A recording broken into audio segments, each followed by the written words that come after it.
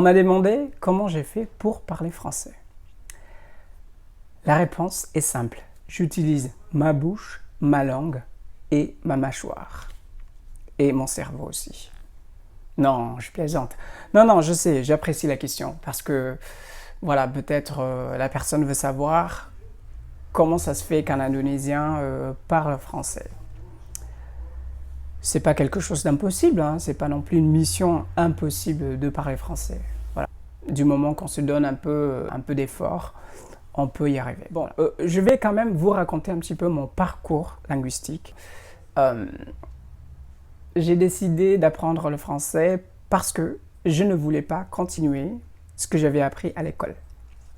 Donc, mon premier contact avec le français était à l'université.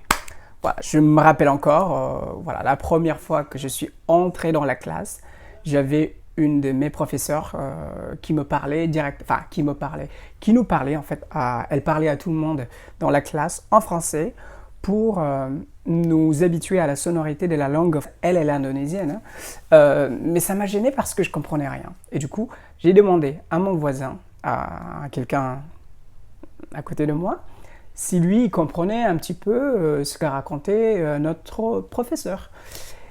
C'était quand même assez rapide et je ne captais que dalle. Je crois que le seul mot que j'ai saisi était le mot « l'entend », parce que ça sonne un petit peu comme l'entend, quoi, qui est en fait un mets à base de riz en indonésien. Et quand j'ai demandé à mon ami à côté de moi, ma professeure m'a lancé un morceau de craie tout directement ici, quoi, sur mon front. Comment elle a fait, quoi? C'était trop fort.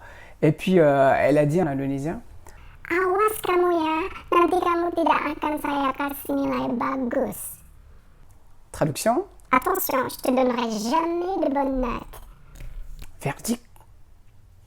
Elle a dit ça parce que je faisais du bruit. Mais ça m'a pas découragé, bien au contraire. Je faisais, comment dire ça, je n'ai pas arrêté de travailler jour et nuit car je voulais lui prouver qu'elle avait tort et que je méritais de bonnes notes. Et fort heureusement, le travail a porté ses fruits. Cette expérience m'a appris que la première impression n'a aucune valeur. N'a aucune valeur. Alors, la langue française m'a ensuite ouvert aussi des opportunités, des portes pour la vie professionnelle, on va dire. Alors que j'étais encore étudiant, j'ai commencé à travailler suite au tsunami à Aceh, à Sumatra Nord, en Indonésie. J'ai été recruté avec un contrat de 3 semaines à 3 mois par des ONG françaises, telles que Médecins sans frontières, la Croix-Rouge française, quoi d'autre, les Pharmaciens sans frontières, et la fameuse association ou organisation Pompiers sans frontières, que j'adore. Je salue à partir d'ici, si vous regardez la vidéo, voilà. Merci d'avoir partagé toutes ces expériences avec moi. Les gars des Pompiers sans frontières. Voilà.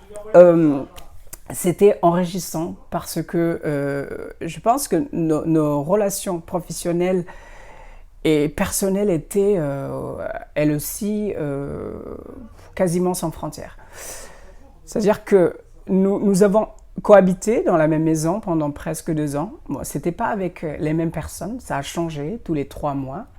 Et non, voire 3 semaines en fait. Ça a changé tous les 3 semaines, mais des fois, les mêmes personnes sont revenues après une rupture.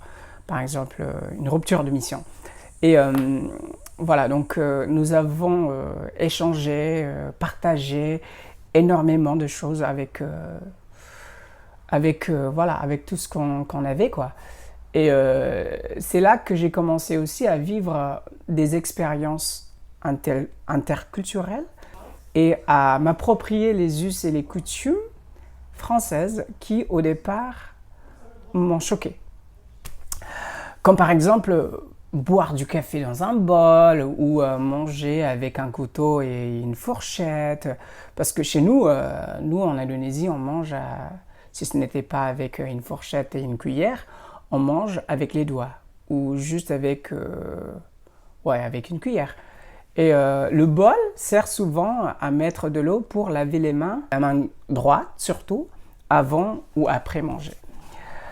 Donc, suite à la pratique du français et au rapport humain avec tous ces volontaires, l'envie de découvrir la France s'est imposée, mais financièrement, il m'était impossible de l'envisager à l'époque. En effet, j'avais de l'argent, mais pas assez pour vivre en France. En même temps, j'aurais voulu changer de travail. Je me sentais de plus en plus mal de faire du malheur des autres mon gagne-pain. Et j'étais pas bénévole parce que, bien au contraire, j'étais payé plus que le salaire moyen grâce aux catastrophes naturelles survenues en Indonésie. C'est horrible d'entendre ça. Donc l'idéal pour moi était de travailler dans une entreprise française qui me proposerait un voyage d'affaires ou de formation. J'étais rêveur et qui je me donnais pas les moyens de concrétiser mes envies, si vous voulez. Je savais qu'il n'y avait aucun organisme français à Medan, à part l'Alliance française. Cependant, je ne voulais pas aller à Jakarta ou à Bali où il y avait plus de possibilités. Je préférais rester dans mon village ou dans mon pays, dans ma ville, sans rien faire, en me disant j'avais aussi besoin de repos, en repensant à toutes ces missions humanitaires auxquelles j'avais participé.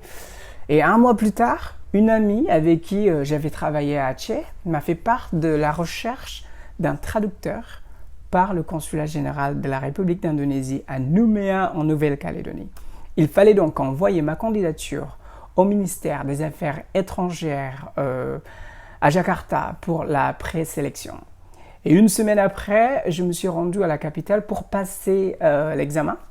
Dès que j'ai appris à être reçu, je me suis préparé à m'envoler en Nouvelle-Calédonie, un nouveau pays que j'ai découvert 5 mois plus tard, le temps nécessaire pour l'émission de mon visa et mon autorisation de travail. En attendant mon départ, je continuais à travailler avec les ONG françaises.